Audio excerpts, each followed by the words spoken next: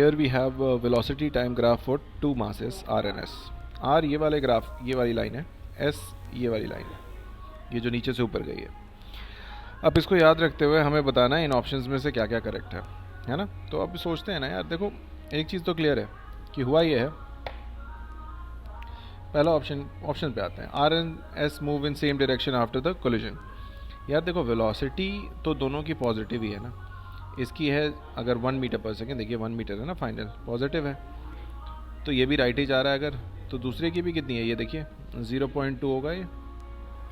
तो दोनों की तो 0.2 हो या 1 हो, है तो दोनों पॉजिटिव, यानी कि दोनों राइट में ही जा रहे हैं. तो ये बात सच है.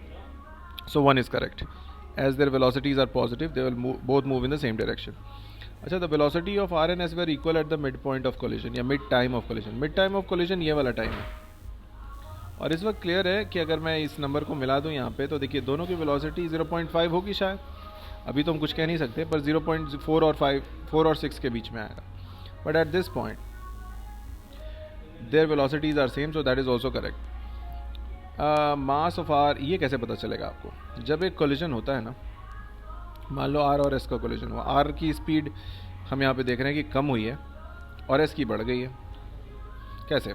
एस का पहले स्पीड क्या था, 0, और अब कितना है, 1. तो स्पीड चेंज जो एस का हुआ है वो 1 है, और स्पीड चेंज इसी कोलिजन में जो आर का हुआ है, आर पहले कितने पे था, 0.8 पे, अब 0.2 पे है, तो 0.6 है. एक चीज़ तो क्लियर है कि जब मोमेंटम होता है तो आपस में दोनों एक दूसरे पे मतलब कोलिजन होता है तो आपस में दोनों एक दूसरे पे इक्वल फोर्स लगाते हैं और मोमेंटम चेंज इक्वल होता है.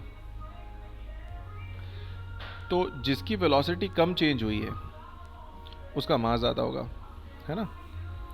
हम ऐसे भी कह सकते हैं कि change in momentum is same, change is momentum is same for both.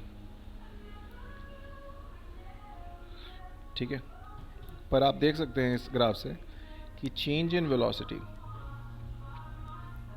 जो मैंने लिख भी रखा है ऊपर, इज लेस फॉर आर. तो ऐसा क्यों हुआ होगा भाई?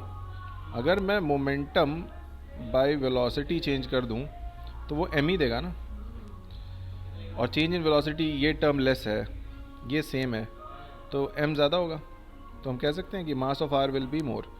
So third is also correct. The mass of R was greater than mass of S. So the option number D here, 1, 2, 3 all are correct in this question. I hope ये समझ में आ गया. Mostly theoretical question here. So this is the answer. Thank you.